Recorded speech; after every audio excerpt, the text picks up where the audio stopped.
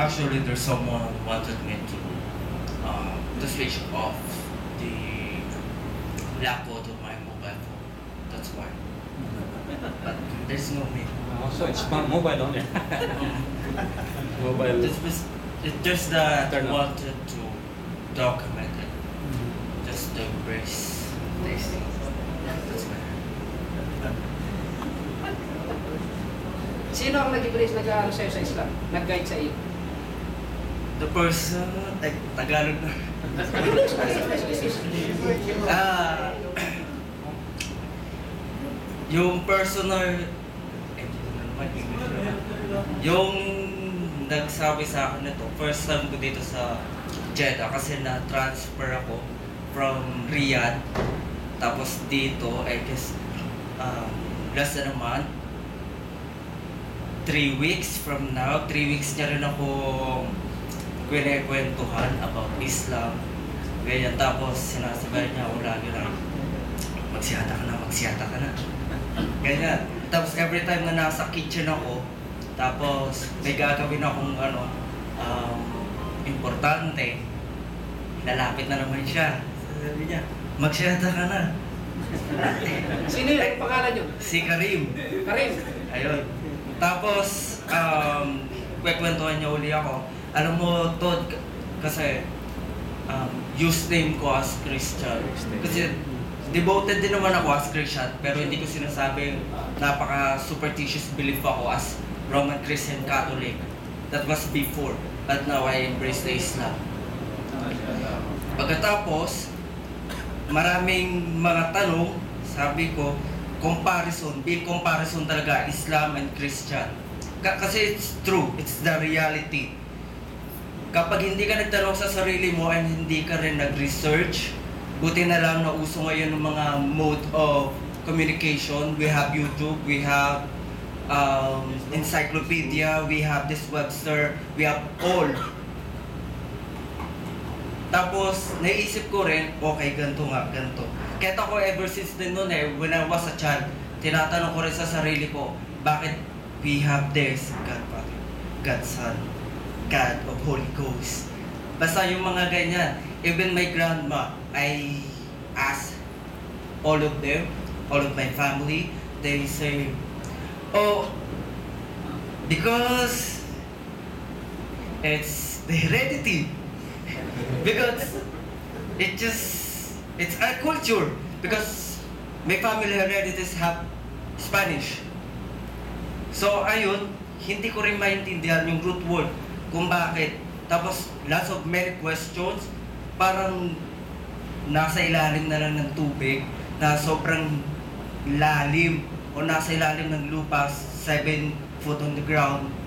Hanggang ngayon, hindi ko pa rin siya naano. Kasi sabi nga nila, masasagot lahat ng mga tanong mo kung papasukin mo ang isang bagay at kung pipilitin mo isa puso at isa alang-alang, isa isip sa salita pati sa gawa. So, this early morning, right after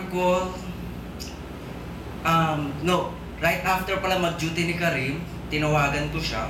Sabi ko, Karim, are you free? Sabi niya, okay, bakit? Basta, you have to be here. Saan? Dito sa bahay. Tapos sabi niya, bakit may kailangan ka?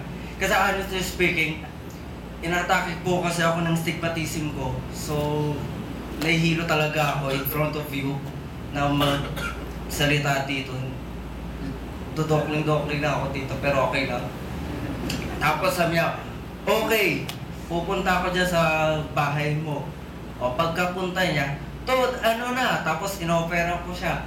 Ano, gusto mo nang hindi yung tapos, drinks, beverages, nung ganyan. Tapos, sumama na ako sa kanya with isa ring Islam. Pagkatapos nun, habang naglalakad kami sa beside masjid, sabi niya, Todd, magsyata ka na. Kulang na lang, inap ko siya, kaya itap ko siya. Sabi ko, ang kulit mo Ginanon ko siya. Tapos, sabi ko, kaya nga ako nandito. And then, nilagay ko yung right arm ko sa right shoulder niya. Sabi ko, bro, magsisihatan na ako. Tapos sabi niya, oh? Tapos tuwa-tuwa siya. Very big, happy smile. Basta lahat, nag-glow na lang yung pagmumukha niya.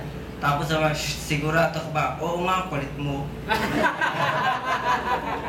Ayun, tapos pinapili niya.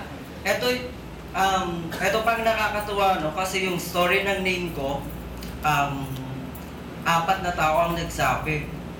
Yung una, yung manager ko, tapos yung isa pang manager, tapos yung isa pang discount. Sabi niya sa akin, anong name mo? Ganyan. Ang pangit daw kasi ng Todd. Kasi parang Todd is a frog. Nung ganyan. Tapos, tinanong nila yung, yung kung bakit Todd. Ganyan. Tapos sabi, why not Yusuf? Tapos yung isang manager ko, Todd, what do you want the name? Yusuf.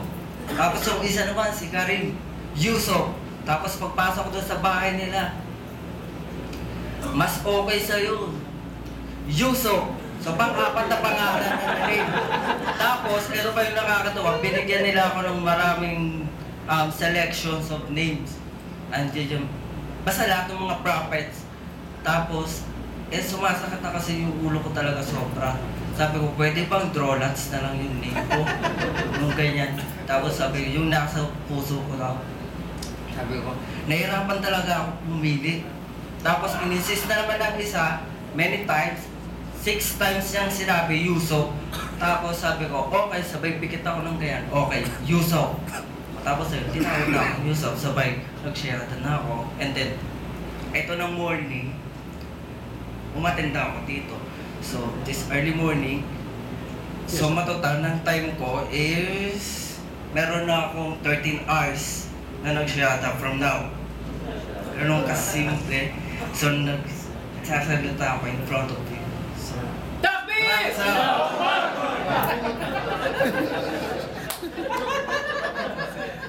Nice story, nice story. Ito naman.